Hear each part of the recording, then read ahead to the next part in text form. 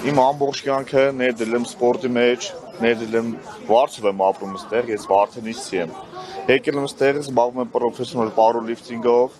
Հիմա մի անորոշ ժամանակով եկել փակել են 2 շաբթի օր առավոտյան եկել ենք որ մտնենք մեր սիլիակում, բայց պրոստո ակում չի, հարազատներ ջան։ Էսի իմ անդամներն են, ես ամեն առավոտ գալիս եմ մեր հաճախորդներին, դուռը բացում եմ ամեն ինչ, ամեն սպասարկող, ջեմ ժպիտով սպասարկում է, գալիս եմ առավոտյան ժամը 7-ին, մինչև ժամը 1-ը զբաղվում եմ սպորտով։ Հիմա որ փակել են, ես որտեղ գնամ։ Այսինքն պետք է հավելյալ գումար մուծեմ, երեք ես իմ ընկերոջը խնդրեմ, ինձ որպես յուր տանեմ մի ուրիշ սպորտզալ։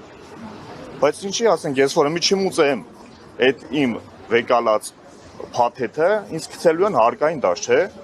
Հետո էլ ասեն պետքա տանես մուծես, բայց ինչի համար տանեմ մուծեմ, ես որտեղ չեմ աճախում։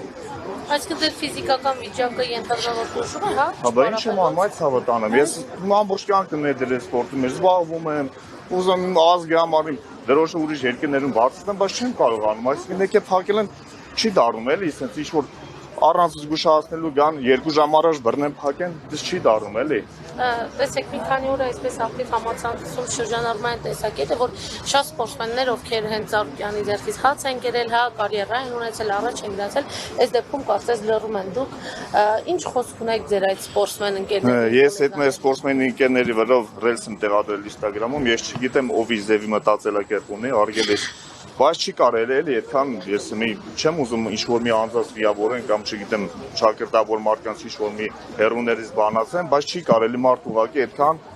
ապերախ տնել այս հարցում էլի։ Բոլորս էլ տեղակ ենք, բոլորս էլ տեսնում ենք ինչ-որ սպորտսմեն թեկուզ չգիտեմ ինչ-որ մի չնչին բան անում մեծ ազգի համար, Գագիկ Ծառուկյանը ինչ նվիրատվություններ անում, ինչ ձևի, ինչ միջոցներով կանգնում սպորտսմենների կողքին։ Դες չի դառնում էլ ուղղակի մի բուռ ազգ կամ 70 տարեկան մարդուն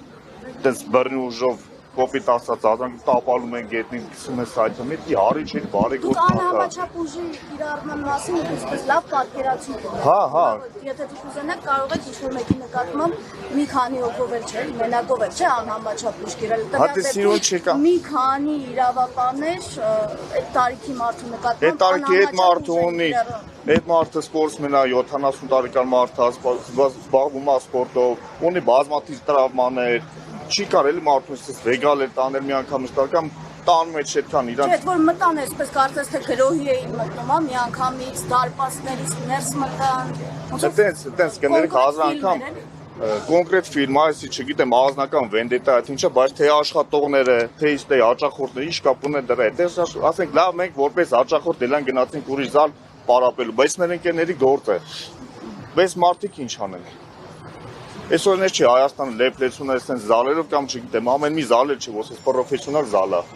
Մարդիկ գալիս են այստեղ, գիտեք ինչքան տարեց կին, ինչքան տարեց մարդիկ են այստեղ գալի բուժվում։